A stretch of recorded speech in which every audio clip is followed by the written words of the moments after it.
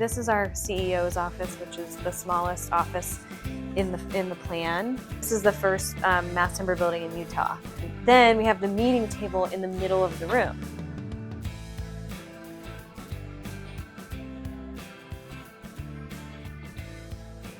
I'm so excited today to be able to talk with Claire Keane about her design philosophy. My name is Claire Keane.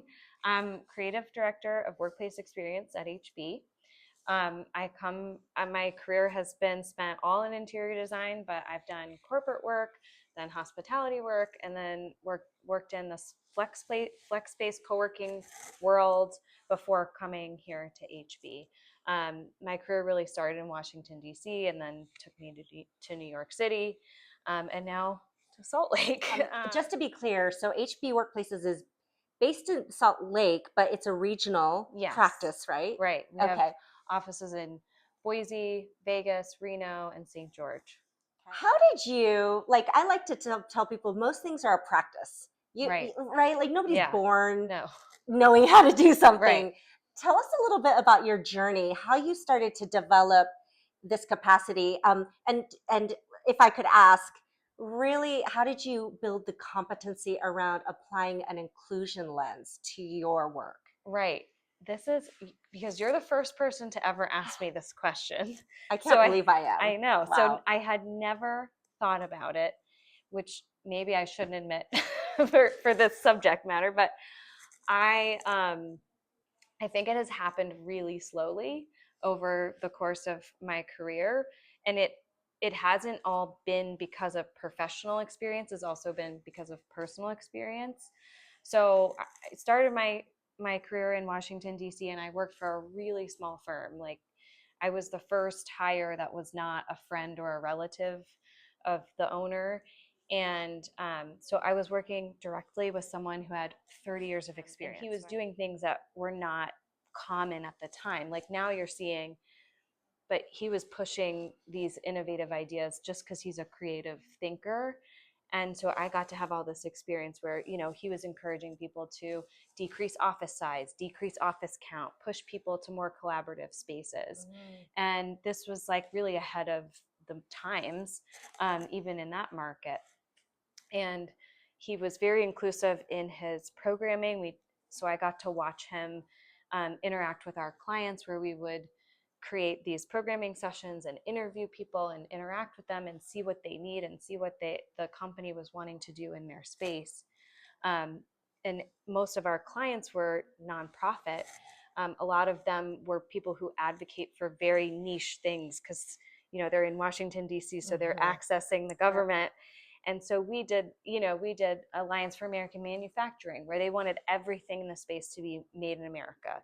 So we documented everything down to the screws being manufactured in America. Wow. I mean, the amount of research we put into that alone was astronomical.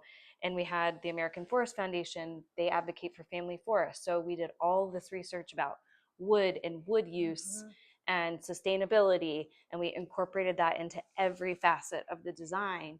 So it wasn't necessarily just about the people, but it was what was important to those people. And these were things that the people working in those offices are so passionate about. I mean, this is their whole job. This is their whole career, is to think about this stuff. And when you infuse that into their workspace, it gives them this ownership and pride of coming to work. And so when I moved to hospitality design, what I felt missing was that connection to people and purpose that exists so easily in the office kind of world, where you can make such a positive impact on people's lives if you're taking care of the space that they're going to work in. And I think that was the beginning of that journey, is just putting people first and understanding that, yes, we want to do a beautiful design, but the most important thing is that the people who use the space feel really good about coming to that space.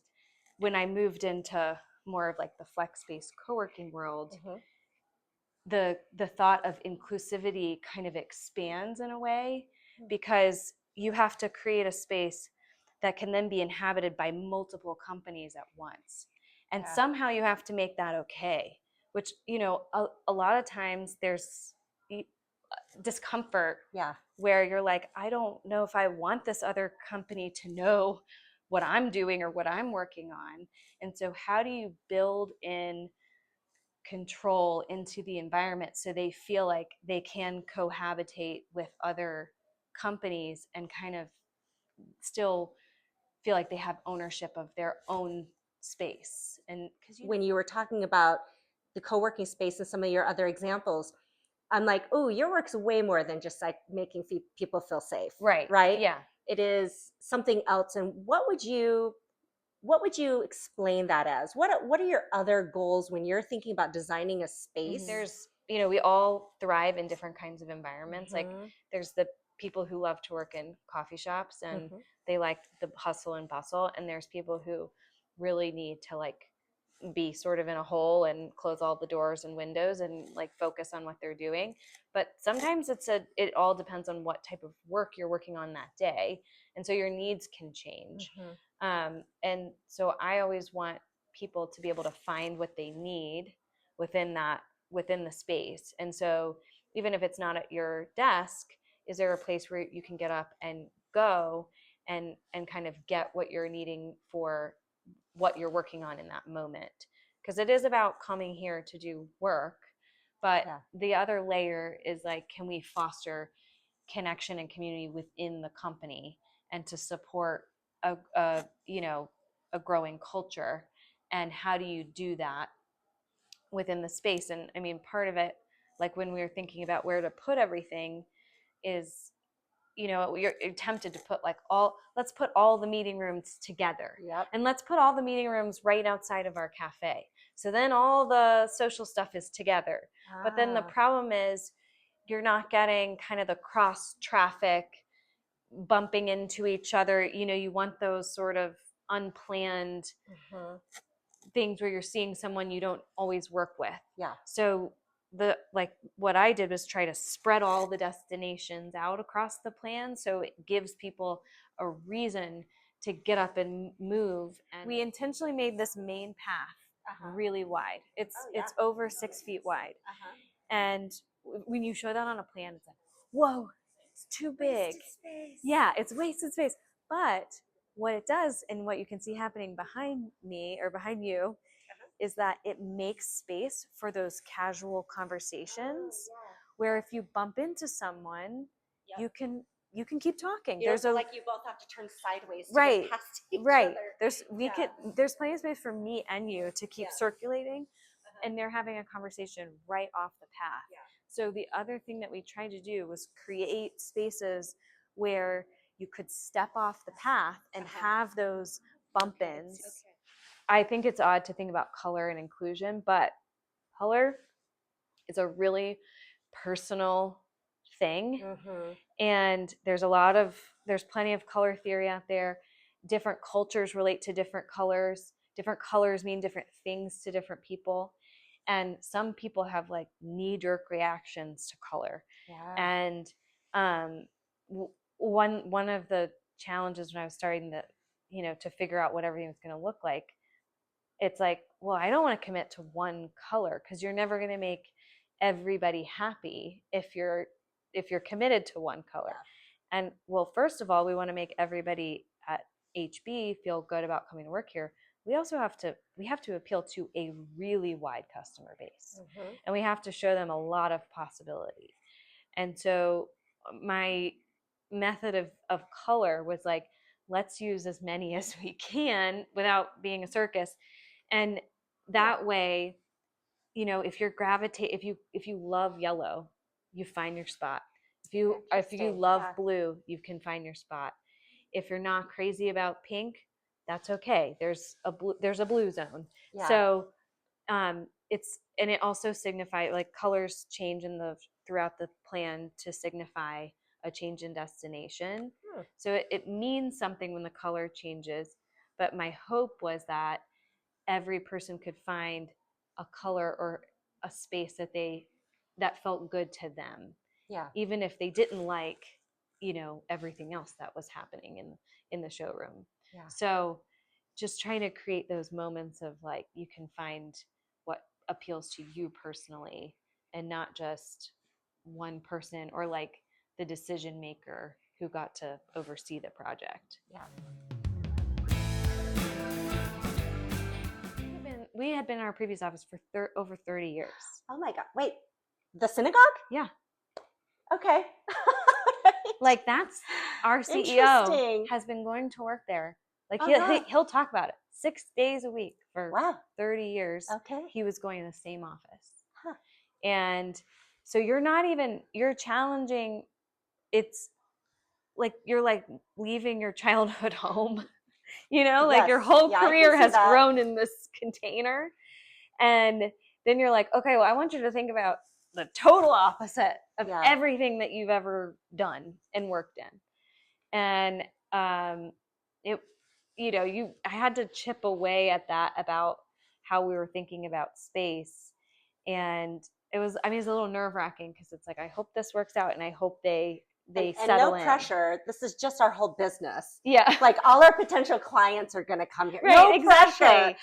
Yeah. We have to, this is sort of a weird, interesting challenge of a showroom. It's our office, but it's also a container for us to tell the story. And so we have to tell our story, but we also have to be able to appeal to anybody's story. Like the original plans of this space look very different than how we ended up. Really? Yeah. Interesting. Yeah, and I was explaining some of that earlier, but like when we go on the tour, I can talk a little bit about that, but especially the office configuration was extremely different than how we ended up solving some of these problems that we were facing. So do you use mostly visuals or do you ever use data? Like, is there any data gathering that we did two things. We did a survey, and this was like just to basically dip our toe in the water and see what's going on here. And it was just 2 questions so that I could ensure more people responded to the survey. Yeah. Like I made it as short as possible. And the first question was, why do you come to the office? And we heard exactly what you want to hear. We come for culture. We come for buzz. We come for mentorship. We come to be around people. We come to collaborate. It's what you want everyone to say. And then the second question was, what work is hard to accomplish at the office? Because we're coming from, we kind of told you at the beginning, but we're coming from our office being in a synagogue, and there was a lot of challenges with that space. Yeah. And what we heard was, I can't focus. There's nowhere for me to go. There's nowhere for me to take a call. There's nowhere for me to hang out with my coworkers. There's nowhere to eat lunch. Like basically your only destination was your workstation or your office. So those answers then just proved, okay, we have some issues to sort through. Yeah. Because what we're hearing is, good thing, people want to be around each other. Bad thing, people are having a hard time doing their work. And like we talked about before, you want both things to be happening. And so the next round we did was we did a brainstorming session. We did an hour, which was always over an hour, with each team that we have here, every team that's working out of this office. And we gave them Post-it notes, and we had big categories on the wall. So it was toss, so things you just don't want to do ever again, things you want to get rid of from our current office space. Keep, like things that are working, things that you like, and create, things we want to do differently in this next office. And we did 2 days, and I left with a pile of Post-it notes, like this big. I took every single one of them. I think we had like over 250 Post-it notes, so over 250 ideas. And then I cataloged that into a database that I can sort. I put all these different pieces of information in. So it'd be like the idea, how many times that idea came up, and what team was asking for that. So then I could even track, like, certain teams want certain things. And so then I can see, okay, that team is sitting over here in the plan. They need this resource, so they should sit close to that resource. Hopefully people feel, and I think this is important to feel, that they were heard. That we didn't just ask them and then ignore. And like giving your employees credit that they're not just thinking about themselves. They're also thinking about their team and how they want to feel when they come to work. Right. So, you know, when we first moved in and I told the whole team, I'm like, I hope that the first thing you see is that I really tried to listen.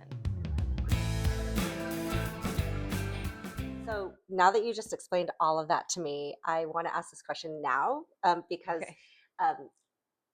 it's just super interesting. I am curious, what are HB Workplace's core values? Okay. The first is great spaces lead to great outcomes. Huh. And now I do remember at the very beginning when I was starting my, when I was doing my presentations to like for our programming and initial design, I put this quote on my first slide because I was like, okay, if we're saying great spaces lead to great outcomes, then we have to do that for ourselves. You can't separate form from function. You cannot separate, or you can? You cannot. You cannot separate form from function. Yes. Okay. Big ideas bring big ideas to life. Collaboration is the mother of invention, which I think, again, that relates back to what we were hearing from our own employees is like, we want to be around each other. We want to collaborate. We want the culture and the connection. And so again, we need to foster that and make sure that that can be present in the workplace. I feel like it's always important to celebrate everybody's ideas that went into making this space great. It's not just mine. And it couldn't have, if I had done it on my own, it wouldn't look like this. It wouldn't feel like this for sure. Workplaces shouldn't be so much work. And who and where you are matters. That's because we want to create a place that you want to be. And the office is sort of, I think, shifting mindsets are, you know, the office is now a destination, not a given. Well, I love how your core values materialized, right, and surfaced in sort of even in the design. And what I heard was really that you took the company on a kind of a journey of co-creating this space with you. Right. And that's actually hard to do.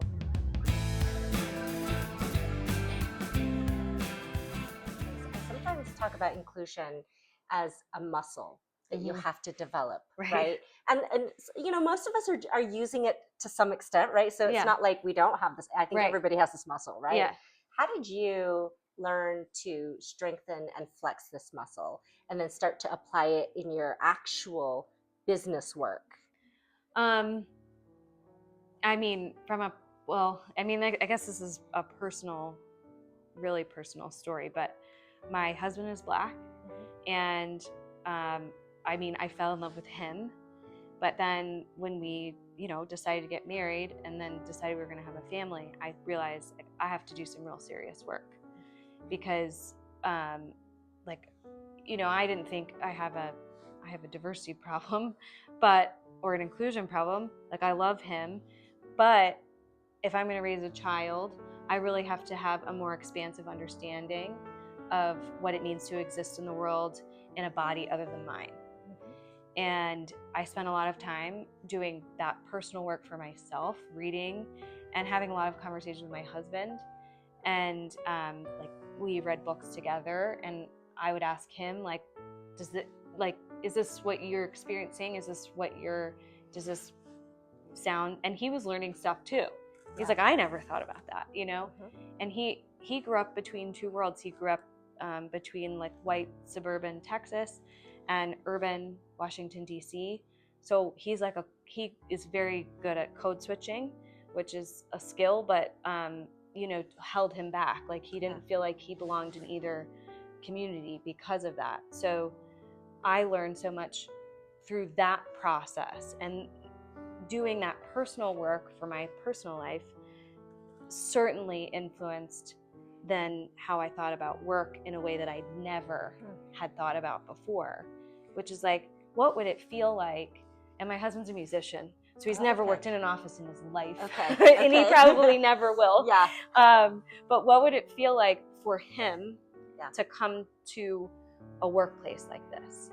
And I would say, you know, before meeting him and before thinking about all of this stuff, maybe a lot of those offices that I designed probably wouldn't be a comfortable place for him to come to work. But he got to come here. This is the first time he's ever been in a project that I've designed. Oh, yeah. Physically gotten to experience it. And like he was like, he was so happy, like loved it, and had a great time, and was like, I don't know, he's having the time of his life, and met all my coworkers. Now they like him better. And that's what happens with everybody, because he's great. But I think that alone challenged me to really start questioning a lot of stuff. And I know that then bled over to my work, because what I want my work to have meaning. And a lot of times it's like, it's design. Like, you want it to be beautiful, and you want like things to come together. But I really want to do more than that. I want to have a really positive impact on the world. So my family decided to have a family book club just to read How to Be an Anti-Racist. And we invited everyone, and almost everybody that participated was female. We had like 2 of my male family members participate.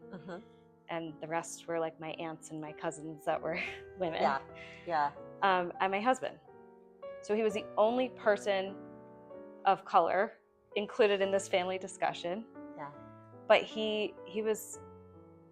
that experience of getting to really openly, honestly talk about some really hard subjects with people that, like, we'd never talked about anything like that before. Sure.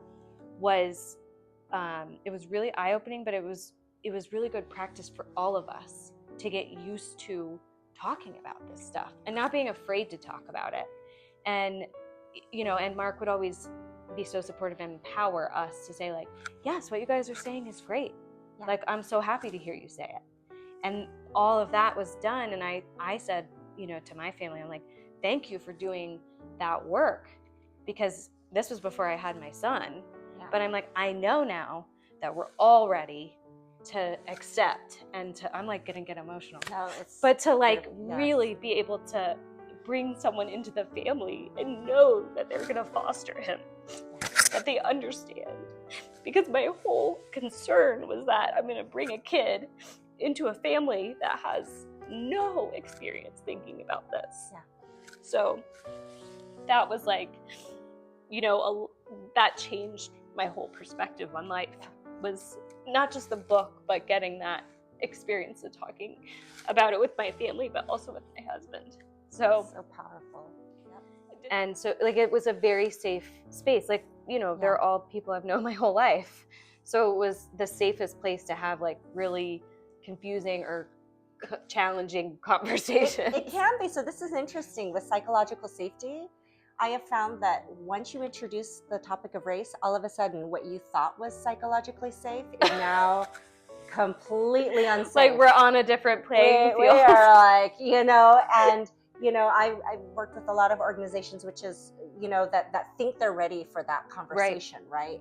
Let's have it. And I'm like, all right, let's actually build to that, because the skills to be able to, whatever in your upbringing you had, to be able to have the skills to have that conversation was there, right?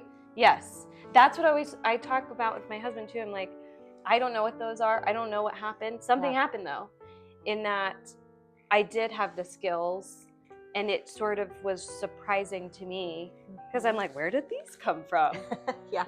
Like, I didn't grow up in a diverse environment. Right. So what happened there? What I don't know, and I don't know the answer to that. Yeah. Other than being, surrounded by a very loving family. Talk to me about what behavioral changes do you hope to influence by designing the space this way? What were some of your thoughts going in, or what have you come to learn about that?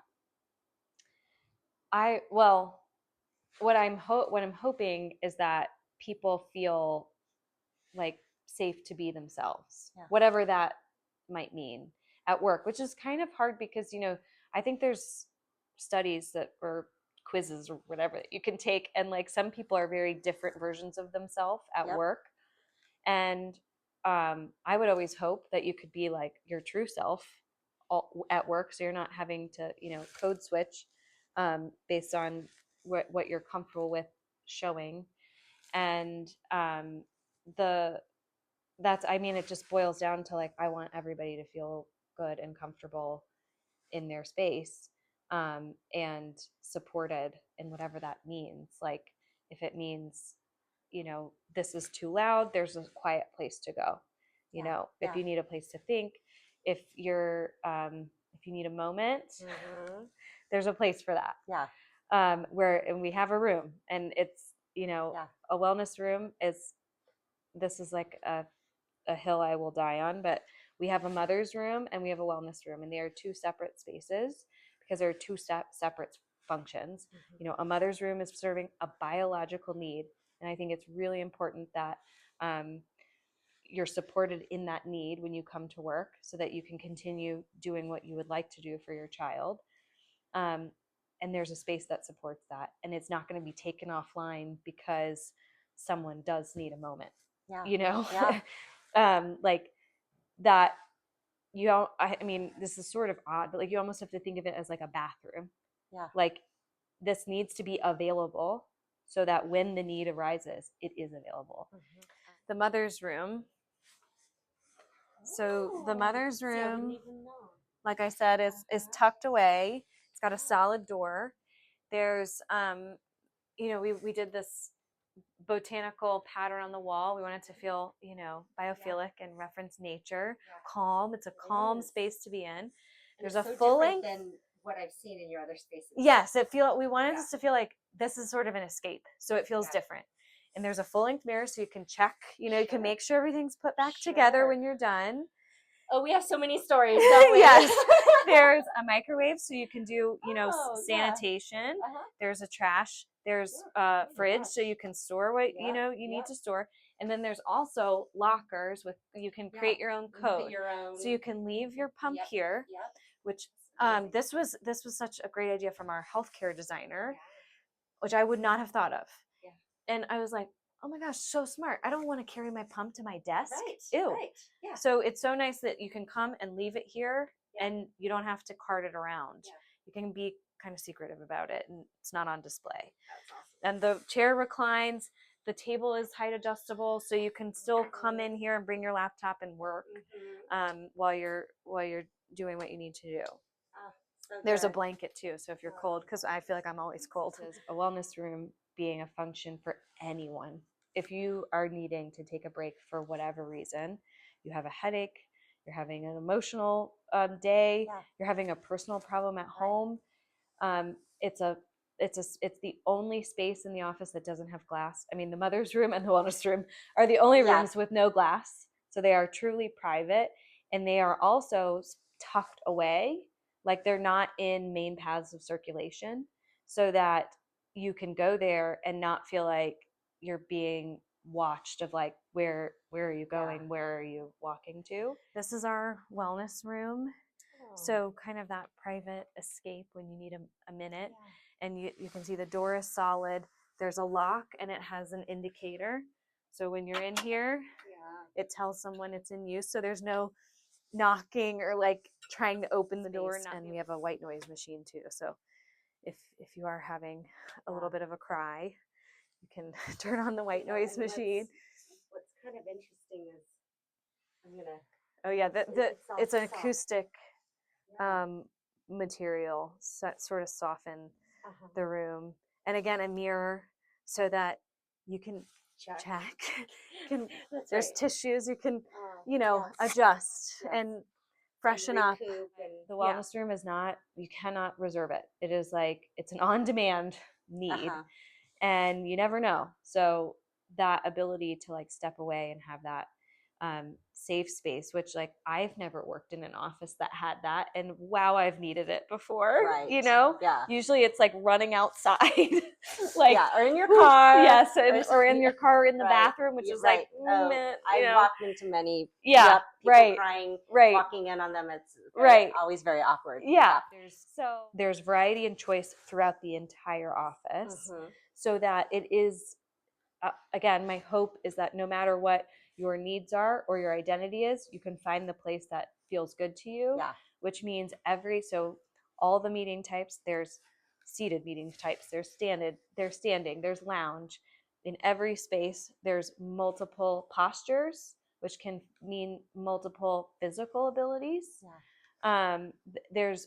There's a range. Is there seating for short-legged people? Yeah, like me, because me. Okay, good. Yeah. But every time I sit in like a sofa or a chair and it fits me, I'm like, uh-oh, most people can't sit here. Right. But I'm glad they remembered us. Yes. Well, in height adjustable workstations. Right. So people always think about height adjustable workstations as, oh, I can stand, which is good. That's healthy. And, you know, people with bad backs, it helps physical needs. But the thing that I learned too late in the game is that it's really important for short people because you can adjust the workstation down low enough so that you're sitting in the proper way, which I've never in my life sat in the proper way, because if the chair is high enough for me to reach the work surface, my feet are not touching the ground. Yep. And so that's like this level of inclusivity that we think about. We think about height adjustability for tall people, right? Which is silly because it's really for everybody. Right. And it's also thought about it's also good for all abilities, because you can take into account how or what you are sitting in, or if standing is better for you physically, we can do that. Yeah. So all of our permanent workstations are height adjustable. And that also builds in choice. Yeah. So that person can then decide what is the best way for me to work, physically or mentally. Yeah. What I try to do is always layer in choice into all spaces, because I think being able to choose is a way of empowering that person to do what's best for them. Yeah. And so if we can do these little micro moves to empower you to make things work best for you, that's so different than any mentality I've ever seen in a workplace. I mean, traditionally, putting a task light at every single workstation. It's such a small move. But that's important too, because people have different eyesights. Yep. And some might need more light and some might want less. And so if you put that control at the desk level versus at the overhead level, then people feel like they can make it work for what they need without affecting their neighbor. It feels so common sense. But it's like a task light and a height adjustable desk. These are easy things. Yeah, until you think about it, you're like, oh, why didn't I think about that? It's really cool to hear how it's really embedded within, your culture, the design, the strategy. It's all embedded in a way that if somebody were walking around, they probably wouldn't be able to point out. Right. It's a lot of these subtle. It maybe just feels like a given. Yes. But you might look around and say, oh, it's nice that they have lamps on the desks. But why? Right. Because I want that person to make sure they have the right amount of light to do what they need to do. And we used curtains at the front of our offices. Curtains, it's like, oh, curtains, that's so pretty. Yeah. It's so nice. But what it does is it adds flexibility, and it adds the ability for that person, or if they're having a meeting or a hard conversation, the curtains can close. Yeah.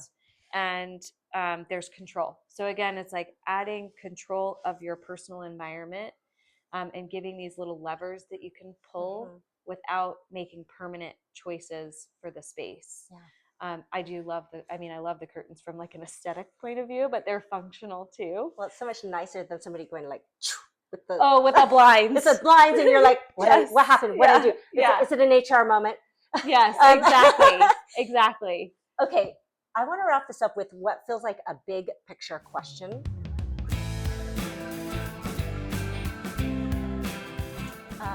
So this series that I'm doing is called Inclusion to Innovation, because oftentimes we forget that the reason why we do DEI, of course, we've got to do the foundational things and for culture, but ultimately, if we do it right, we're really driving to innovation. And I mean business innovation, right? Real business value.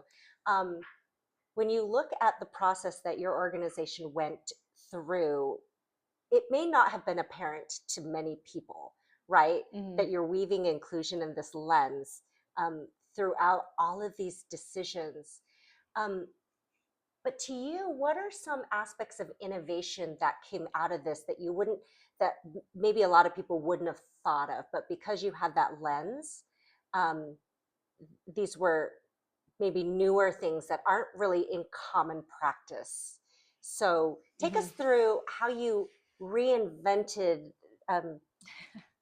reinvented and redesigned even the way people think about office spaces. Right. So two things occur to me. The first about offices. So if I had just done the programming as like you would traditionally do for interiors, where it's like, here's a list of what we need. So it's this many offices, this many workstations, this many meeting rooms. I think we would have had a much different result. And I could when we started the project, I could kind of feel that. I was like, the list isn't going to be enough. I'm going to need more information. And so that meant I felt like I needed to talk to everybody. The process of talking to everybody is immediately inclusive, right? Like when you're like, we're not going to leave anybody out. We're going to talk to every single team.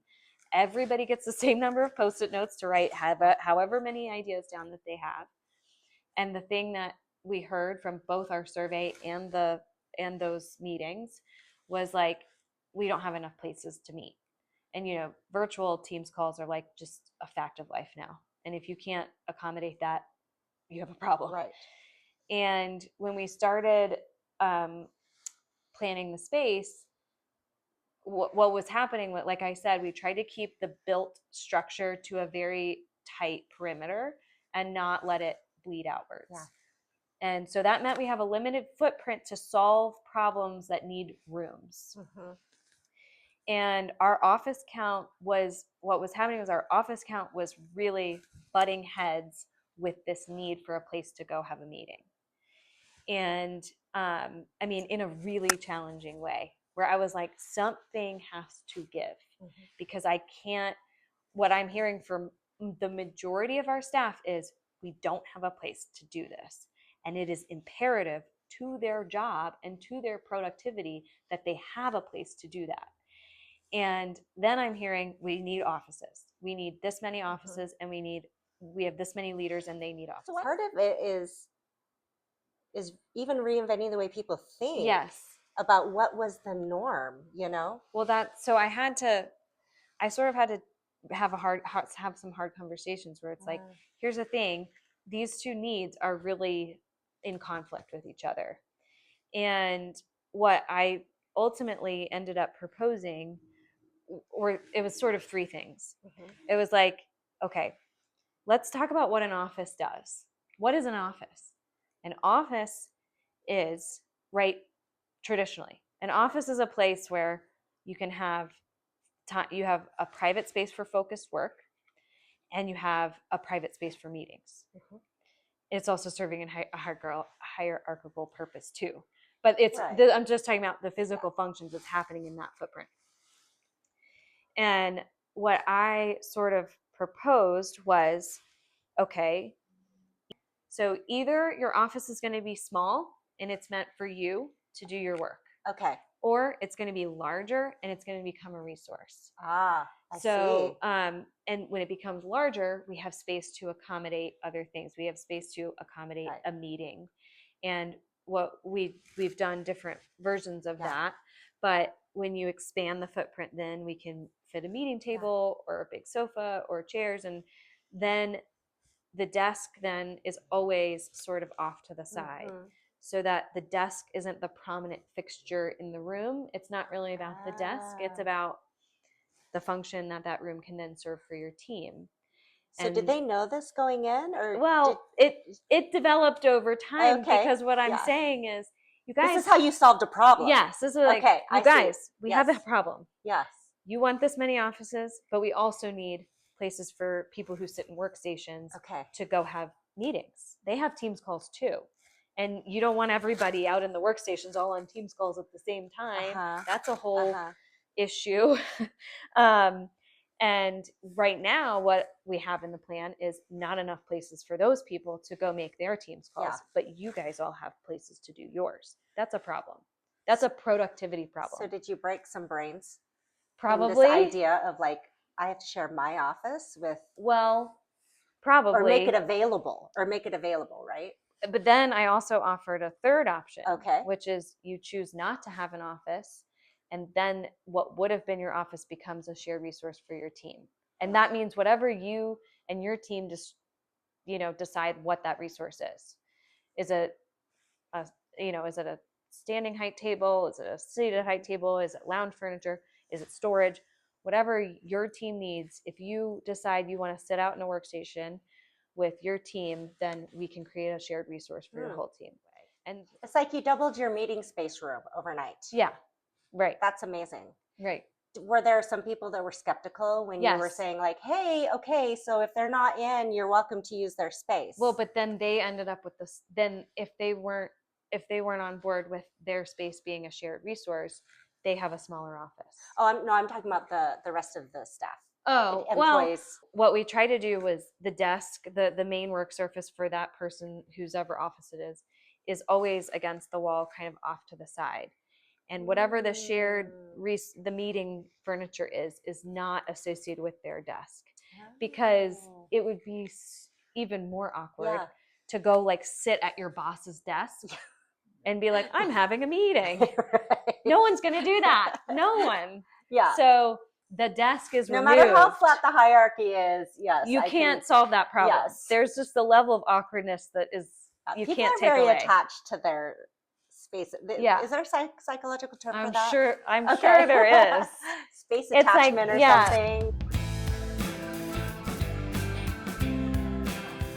What are we seeing? What are you seeing? What are you noticing? I'm noticing like the really fun thing is to see like how people are working and how they've adapted. And there's certain people where they're always in the same spot. You always could, so-and-so is going to be there. And then there's others who are always moving around. And it's really fun to see that activity. And I'm always trying to observe, like, where are they going? What are they gravitating to? Mm-hmm. Like, we have 3 booths in our cafe, and you can never get a booth. It's like there are always someone working in there, and I'm like, okay, should have done more booths. Next time we're going to do more booths. But it's just fun to see the different personalities, and how my hope, like when we moved in, I said, I hope you can find that spot that you really love. And there's variety here. So, different colors and different furniture and different setups are going to appeal to different people, and just fun to see like where people are finding their spots. Yeah. We signed a 10-year lease. Yeah. And offices can't stay stagnant for 10 years like they used to be able to do. Like, you have to be able to change it. We might have to change it in 2 years. We might have to change it in 5. Traditionally, when you're thinking about building an office, it's structural. It's you're building walls, right, and you're putting infrastructure into those walls. You have power, you have lighting, you have HVAC. And when we looked at the plan here, we tried to keep all the built stuff into the core of the building, and keep the exterior open. And part of that is the sharing the natural light. Yeah. But part of that is being able to adapt the space over time. So we're not constrained to hard wall construction that requires HVAC reconfigures, lighting reconfigures, electrical reconfigures. We have places where you could easily switch out soft seating and bring in workstations without any construction being required. If I were to ask you what innovation means to you, now that you've kind of been able to apply and think about inclusion in your design practice, what does innovation mean to you? To me, it means being able to make these small shifts to make big impact. Like little, the idea of having a desk against a wall and a meeting table in the middle of the room doesn't seem like that big of a deal, but that can then slowly change culture over time. And maybe hopefully already has had an impact, a positive impact on our culture. So it's, I think, easy in my head to sort of discredit these things that don't seem like such a big deal to me. But if we can make these small moves and small changes, then you're slowly creating a more inclusive, expansive environment for the current employees, but also hopefully, the longevity of the company itself.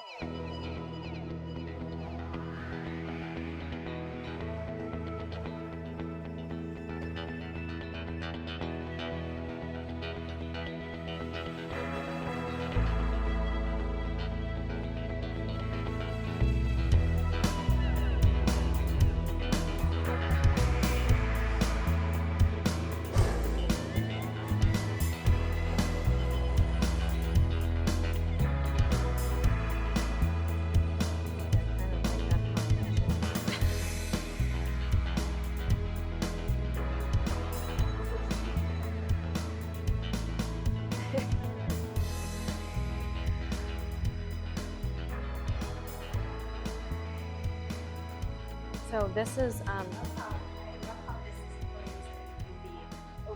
yeah. So I mean, one thing that I have been talking about recently is like, it's really cool in offices to put sofas and sectionals and soft furniture, but if you don't keep it, human scale, it sort of doesn't work. And so making sure that when you're doing that, it feels like a space that you could have someone sitting here and having a meeting, and you could have someone sitting over there, and it doesn't feel like visually disturbing. And adding the curtains, like you wouldn't think that like a see-through white curtain would make that much of a difference, but it really, defines that space without being a wall. Yeah. So it feels open and airy, but it gives a sense of privacy, safety, like creating that little zone. Yeah. And then this is our sales and marketing team. And one thing I wanted to do over here, so we have the planters. Like I said, we have the planters over on that side. We didn't do planters here, but this is a main pathway to get out of the space. And I didn't want their workstations right along that main path. So we added these tall tables that can kind of act as a touchdown area. Again, it's a place for like the casual conversations to happen, step aside, have those interactions. It's also a place where people can perch or hotel if they're in the office and be close to their team. And then our marketing leader decided to forgo an office. She sits out in the workstation with her team. And so we were able to create a resource for her team, which is their workshop. And this is an operable wall. So it can open all the way up, and then you can extend the meeting space if you want to. And this is a resource for their team. So we built it out specifically to what they wanted to be able to do in the space. So there's storage because they have lots of marketing materials. There's paper and t-shirts and all that stuff. You can see bags over there. Then they want a TV for Teams calls, and they have marker boards that, these come off the wall. They can add them to the cart. They can wheel the cart out to their desk if they need to like take notes after the meeting. So this was all suited out to their team and how they wanted to work together. And, they can leave materials out on the table if they're working on something. It's really a workshop for them. It is really easy, but I don't know how to do it. There you go. And then, when it's open, then you can really like extend this as a larger meeting space. So it gives flexibility, again, long-term flexibility to the space. Do you love the design, Megan? I love it. It's wonderful. This is a mass timber building, so it's structural timber. And this methodology of construction is kind of new. This is the first mass timber building in Utah. Did you learn this from that forestry? Well, you had? So weird, but I did. But this was like 10 years ago, and this was way before they were advocating for this construction type. This is one of the things that they lobbied for, because building codes had to be changed in order for commercial buildings to be able to be built this way. And Portland has like the most number of mass timber buildings in the country. So Dave and I went to tour that in order to make the decision about coming to this building. And what we found is like when you go into a timber building, it just immediately feels better than any other type of construction office building I've been in, because of that warmth of the wood. And it also seems to do something really good for the quality of sound. like we did apply acoustic materials throughout the space, but we've had big meetings going on in the cafe, and the sound really, I mean, it's not like overwhelming to be in that space and have a lot of noise happening. But this methodology of construction is it's much more sustainable than traditional steel concrete construction. And the safety, there's, I mean, huge amounts of safety measures that go into it, but like basically the thickness of the wood means that the burn rate is so slow that you have plenty of time, like life safety wise, to get out of the building, versus steel, which has a melting point. So it has all these great benefits: sustainability, safety, life safety, but also the biophilia and the presence of that wood for how the space feels, which we kind of maybe disregard because it's like we don't have any statistics on that, but really it makes such a huge difference. Now here we added these planters, and those serve multiple purposes. They define this walkway, they define the space, but they also provide a little bit of visual privacy for the people that are working in this zone. So much more inviting than like a cubicle wall. Right. Yeah. And the other added benefit is it's a plant. So it's adding biophilia into the space. It's breaking up all the hard lines of furniture and architecture and walls and bringing some greenery into the space, which helps everybody feel better. Yeah. And like, you know, the organicness of it, I think, really adds to the space. Like without that planter, I think we'd be feeling like we're missing something. So like I said, we had a meeting room shortage and a built space shortage. So these are meeting pods essentially, and they're acoustic. So if we close the door, you shouldn't be able to hear what they're saying out there. Yeah. It's very quiet in here. And also it's comfortable. It doesn't, you know, you think it would be all claustrophobic. It's very comfy. It's very human scale. I feel very cozy in here. And the nice thing about them being in the pod is what we could do is then insert it right in the middle of all the workstations. Yeah. So then this is an immediate shared resource for all the people sitting in the workstations. And these are not reservable. Okay. So you can have a spontaneous call. Oh, I have a call, I can jump into the room. These are all chairs that we didn't have space for on the floor, but we want to be able to show and let people try out. And then this is our material library. So it's a place where designers can come work and pull materials, pull finishes. And traditionally in design firms, all the design firms I've worked in, the material library is in like the deep, dark corner, and then you're like carting all your samples to the closest window so you can see what they actually look like. And so I was like, we're gonna put the design library right in the middle of everything, right at the window line, so that it feels like a really productive space for the designers to be in, and they can actually get their work done, not carting samples around so they can see them properly in the right light. So this is our CEO's office, which is the smallest office in the plan. So it's a very small footprint, but just to show that, you know, you can create a really elevated executive level office, and it doesn't have to be huge and still function, still feel really nice. Still have the privacy. Right. And technically still have the corner. Does have a corner. You're right. It's just a redefining of what a corner office might be.